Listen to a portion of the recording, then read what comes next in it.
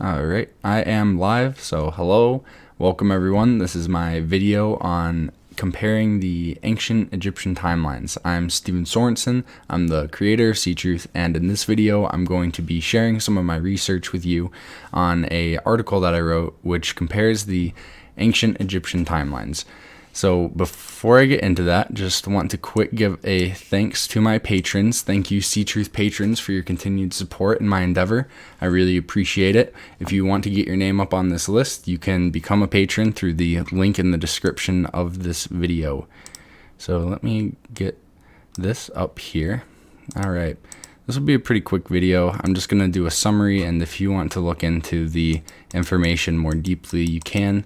I have the link in the description to this article as well. So this is an article that I did on March 6th, 2019. I started Ctruth in January, so this is a relatively early article that I had done, and I went back and added more information on May 28th, 2020. So this was like a two-part thing. I collected 30 websites that had information about the ancient Egyptian timeline, and I wanted to see how they all interacted with each other. Were they mostly consistent, or was there a lot of variation? And so I've put together this article. Let me just scroll down and show you kind of what it looks like. So in the very first part of the article, I've got some crunched data. I'm gonna go back and add the youngest start and the oldest end for the data as well, but to scroll down even further, you can see the majority of the article is just data and comparing these entries. So for the pre-dynastic period, we've got 25 entries from the 30 websites. These are the different sources for where I got the information, so you can go and check them. And I will note that some of these sources, they don't work anymore, and so you won't be able to check them, which is why it's, if you really want to see if I'm being honest or if I've gotten accurate information, you got to check it pretty quickly, because some websites, they do go down if they're not being kept up with. And like I said, this was originally published in the first half of 2019. So here's, like, for example, source 17 says that the pre-dynastic period lasted from 8000 BC to 2700 BC. And then on the other end of this scale, you can see that source 26 doesn't have a start date. 25 does. 30 is the first one that actually has a legit start date, and it says 3100 to 2950. And so this is how it goes down throughout the entire article. You can see all the different data that I've collected, but I'm just going to give a quick summary of it based on this top part.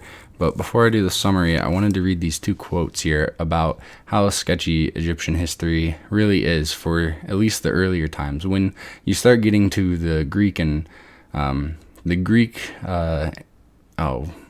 rulers, then the timelines start to become more uniform.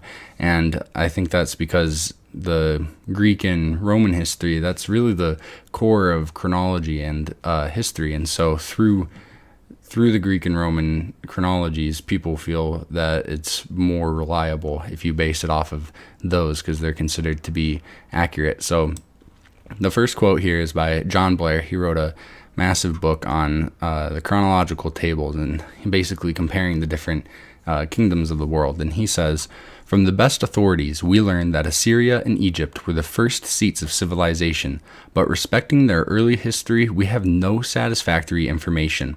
That of Egypt is carried back, by some writers, to periods incredibly remote. Several dynasties registered by Manetho probably existed together, ruling in different divisions of the country." And so what Blair is saying is that there's nothing satisfactory for what we base early ancient Egyptian history on. And I think that that is still true today, as is shown through this article that I did, comparing 30 different websites and seeing where they agree and disagree. And the further back you go, the more variation there is. And then he also notes that there were several dynasties registered by Manetho, which probably existed at the same time. And so in the list, it shows that they're consecutive. So Dynasty 1 is from A to B, and then Dynasty 2 is from C to D, and so on and so forth. But what Blair is saying is that probably A and B existed at the same time as C and D, and not one before the other, and so on and so forth. And so it's interesting how you would go about trying to show that, or even to try and confirm that it wasn't that. So that's the first quote by Blair. The second one is by Bickerman, and I included it here. It says, "The king list of Manetho has been preserved only in Christian summaries." And so not only do we not have the original king's list, we only have it through a Christianized perspective. And to try and figure out exactly how much of it they got correct, or if it ever belonged to Manetho to begin with, is a topic for another study. And so let's look at some of these. So this is basically, I've just done a quick summary of the data below for the different periods of Egyptian history. So pre-dynastic period, there were 25 entries. The oldest start date was 8000 BC. The youngest end date was 2700 BC. And then these are the longest total length and shortest total length. So for the different lengths of time for these different periods of history, the longest one, some people consider the pre-dynastic period to have lasted for 5,300 years. Others say that it lasted for 400 years. And this is not something that you would catch right away if you were just going to Google and trying to look up when did the pre-dynastic period exist. I would imagine you would get one of the 25 entries that I have included here. And if you get something else that's not included here, please, I've got commenting on every single article. You can comment on this YouTube video. I want to get as much data in here as possible as to all the different variations that exist out there. So there's a difference between 3,000 and 900 years, which is a lot of time. It's a ton of time, and you would have to account for that between these two. If somebody thought it was only 400 years long, another person thought it was 5,300 years long. That's quite a difference there. So to go on, the early dynastic period, I had 27 entries from the 30.